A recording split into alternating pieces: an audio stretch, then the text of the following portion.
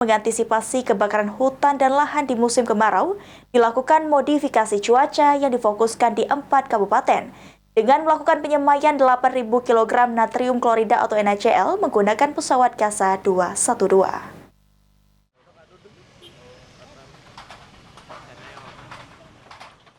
Antisipasi terjadinya kebakaran hutan dan lahan di wilayah Sumatera Selatan, Badan Meteorologi, Klimatologi, dan Geofisika Republik Indonesia mengkoordinir pelaksanaan teknologi modifikasi cuaca.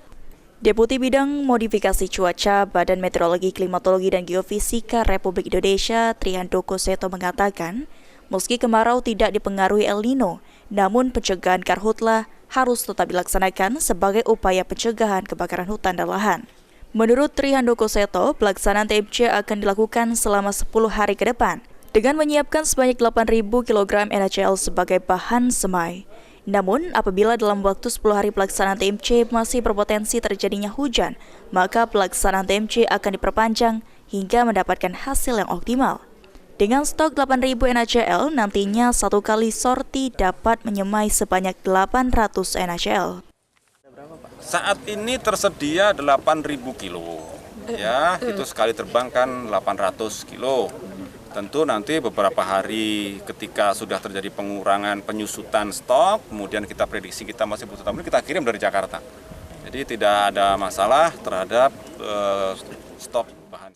Sementara itu, Sudirman, Kabid Kedaruratan Bencana BPBD Sumsel mengatakan, pelaksanaan TMC akan difokuskan pada 4 kabupaten, yakni Ogan Komering Ulu, Ogan Ilir, Banyuasin, dan Kabupaten Musi Banyuasin.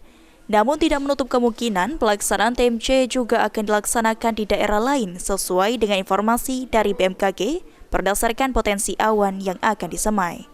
Dapat saya informasikan memang untuk prioritas daerah-daerah yang dengan lahan gambut yang besar. Salah satunya di Kabupaten Ogan Komering Ilir, Banyuasin, OI sama Musi Banyuasin. Itu yang diprioritaskan, tetapi tidak menutup kemungkinan juga pelaksanaan itu akan dilaksanakan di beberapa tempat. Intinya untuk pelaksanaan OMC ini berdasarkan informasi dari BMKG tadi. Eki Saputra, PAL TV.